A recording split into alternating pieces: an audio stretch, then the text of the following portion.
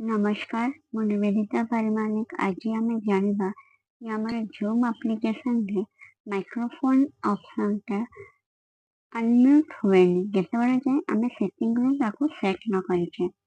ତ ଚାଲନ୍ତୁ ଷ୍ଟାର୍ଟ କରିବା। ସେଟିଂ ଅପସନ୍କୁ ଯିବେ ନିଜ ଫୋନ୍ର। ଏଠି ଦେଖନ୍ତୁ ଆପ୍ ମ୍ୟାନେଜମେଣ୍ଟ ଅପସନ୍ ଅଛି।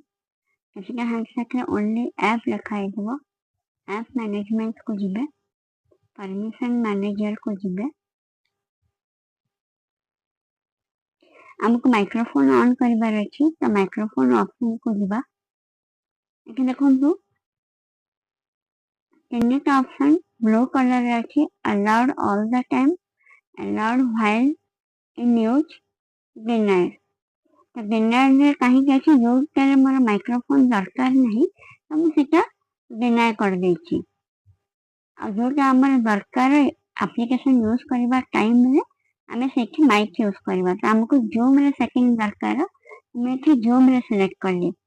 ଏଠି ଆପଣଙ୍କର ଯଦି ଡିନାଏ ଥିବ ତାହେଲେ ଆପଣ ଆଲାଉ ଓନ୍ଲି ହ୍ୱାଇଲ୍ ୟୁଜିଂ ଦ ଆପ୍, ଏଇ ଫାର୍ଷ୍ଟ ଅପସନ୍କୁ ଆପଣ ଓକେ କଲା ପରେ ତାପରେ ଆପଣ ଯେତେବେଳେ ଜୁମ୍ ଆପ୍ଲିକେସନ୍ ଲିଙ୍କରୁ ଆପଣ ମିଟିଂରେ ଜଏନ୍ ଅଛନ୍ତି କି ଟ୍ରେନିଂରେ ଜଏନ୍ ଅଛନ୍ତି, ତାହେଲେ ଆପଣ ଯେତେବେଳେ ଅନମ୍ୟୁଟ୍ କରିବେ ତ ଅନମ୍ୟୁଟ୍ ଆପଣଙ୍କର ହେଇଯିବ।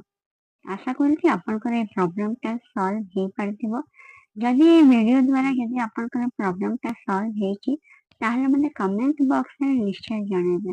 ଆଶା କରୁଛି ଭିଡ଼ିଓଟି ଆପଣଙ୍କୁ ଭଲ ଲାଗିଥିବ। ଯଦି ଭଲ ଲାଗିଛି ତାହେଲେ ଲାଇକ୍, ସେୟାର ଆଣ୍ଡ ସବସ୍କ୍ରାଇବ୍ କରିଦେବେ। ରହିଲି, ନମସ୍କାର।